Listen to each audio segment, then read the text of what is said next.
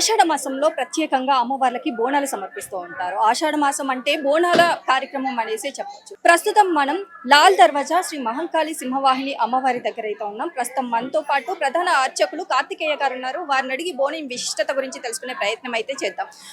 నమస్కారం గురువు గారు. గురువు గారు, ఆషాఢ మాసం అనగానే ప్రత్యేకంగా అమ్మవారికి బోనాలు సమర్పిస్తూ ఉంటారు. మరి ఇక్కడ అమ్మవారికి ఎలాంటి పూజలు నిర్వహిస్తున్నారు? బోనంలో ప్రత్యేకత ఏంటి? లాల్ దర్వాజా మహాకాళి దేవాలయంలో అమ్మవారికి నవరాత్రులు చేస్తాము. ఆషాఢ మాసంలో నవరాత్రుల పూజలు చేసిన తర్వాతనే అమ్మవారికి బోనాల సమర్పణ మొదలవుతుంది. ఈ నవరాత్రులు అమ్మవారికి దాంట్లో ప్రత్యేకమైన పూజలుగా కలశ స్థాపన, అక్షతార్చన, అమ్మవారి యొక్క ఉత్సవ విగ్రహ స్థాపన, బిల్వార్చన, దీపోత్సవము, శాకాంబరి, లక్ష పుష్పార్చన, లక్ష కుంకుమార్చన, చండీ హోమంతో నవరాత్రులు పూర్తవుతాయి. నవరాత్రులు పూర్తయిన మరుసటి రోజు ఆదివారం రోజున అమ్మవారికి అభిషేకం చేస్తాం. ఉదయాన్నే అభిషేకానంతరము భక్తులు బోనాల సమర్పణ ఉంటుంది. ఈ బోనం అంటే మనకి సహజమైన భాషలో నైవేద్యం అన్నమాట. ఈ నైవేద్యాన్ని భక్తులు చాలా నిష్ఠగా తీసుకొస్తారు. అమ్మవారికి సమర్పణ చేయాలని చెప్పే ఉద్దేశంతో ఉపవాస దీక్షతో వాళ్ళు వచ్చి అమ్మవారికి సమర్పణ చేసిన తర్వాతనే వాళ్ళు ఏదైనా ప్రసాదం కానీ తీసుకుంటారు. కనుక ఈ దేవాలయంకి వచ్చే ప్రతి భక్తుడు కూడా వాళ్ళకి తెలుసు, అమ్మవారిని పూజిస్తే ఏమిస్తుందో వాళ్ళకి తెలుసు, ఎలా పూజించాలో వాళ్ళకి తెలుసు. కనుక భక్తులందరూ కూడా మీకు తెలిసిన విధంలోనే ఆ పద్ధతిలో నిష్ఠగా రండి, అమ్మవారు ఖచ్చితంగా మిమ్మల్ని అనుగ్రహిస్తుంది. మరి ప్రత్యేకంగా ఆషాఢ మాసం అనగానే రంగం కార్యక్రమాన్ని నిర్వహిస్తూ ఉంటారు. మరి ఈసారి ఎలా ఉండబోతుంది? ఈ సంవత్సరం మనం చూస్తున్నాము, మనకు వర్షాలు సరిగ్గా లేవు, అలాగే విచిత్రమైన రోగాలు వస్తున్నాయి. కనుక ఈసారి అమ్మవారు తన వాణిలో, తన మాటల్లో వర్షాలకు సంబంధించి అలాగే రోగాలకు సంబంధించి ఏదైనా చెప్పొచ్చు అని చెప్పి నేను భావిస్తున్నా.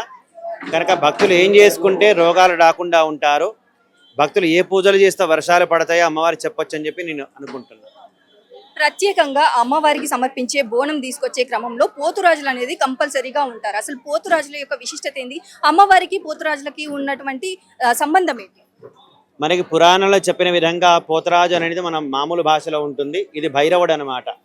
అమ్మవారి కాపలాదారుడు భైరవుడు. కనుక అమ్మవారి పూజ ఎవరు చేయాలన్నా ముందుగా భైరవుని ప్రసన్నం చేసుకోవాలి. భైరవుడు ప్రసన్నమైతేనే కాళికాదేవి అనుగ్రహిస్తుంది.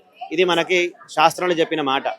ఈ భైరవుడు అంటే తను నల్లగా ఉండి చేతిలో అంటే తాడు పట్టుకొని ఎవరైతే దుష్టులు ఉంటారో శిక్షిస్తూ అమ్మవారి కాపలాదారుగా ఉంటాడు. కనుక మామూలుగా వాడుక భాషలో అమ్మవారికి తమ్ముడిగా వాళ్ళు చెప్తూ ఉంటారు. కానీ ఇది భైరవ స్వరూపం. పోతరాజు అంటే భైరవుడు అనమాట. అమ్మవారు ప్రత్యేకంగా సింహవాహిని మహంకాళి అమ్మవారిగా దర్శనమిస్తారు. అసలు ఈ రూపం యొక్క విశిష్టత ఏంటి? అమ్మవారి యొక్క మూల విరాటిని కంచి పరమాచార్య వారు ఆయన ఆస్థానంలో ఉన్నటువంటి గణపతి స్థపతికి చెప్పి అమ్మవారి మీకు స్వప్నంలో దర్శనమిస్తుంది, ఆ రూపాన్ని మీరు విగ్రహం చేసి స్థాపన చేయండి అని చెప్పి స్వామివారు ఆదేశం చేశారు. నేను కూడా ఆ స్థపతిని కలిశాను. అయ్యా, మీరు ఇటువంటి విగ్రహం ఎందుకు చేశారు?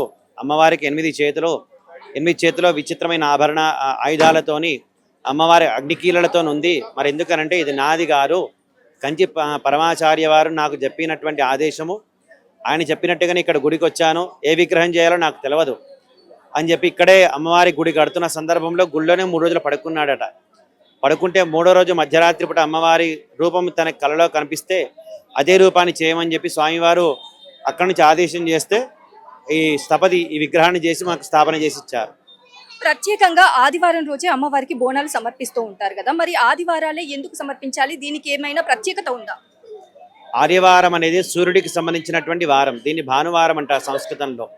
ఆరోగ్యాన్ని ఇచ్చేవాడు సూర్య భగవానుడు. కనుక ఆదివారం నాడు ఎవరైతే ఏ పూజలు చేసినా, అందులో ముఖ్యంగా అమ్మవారి పూజ చేస్తే ఖచ్చితంగా ఆరోగ్యం వస్తుందనే ఉద్దేశంలో ఆదివారమే దీనికి ప్రత్యేకత చెప్పారు. మరి ప్రత్యేకంగా అమ్మవారికి ఇక్కడికి వచ్చే భక్తులకి ఎలాంటి ఏర్పాట్లు చేస్తున్నారు?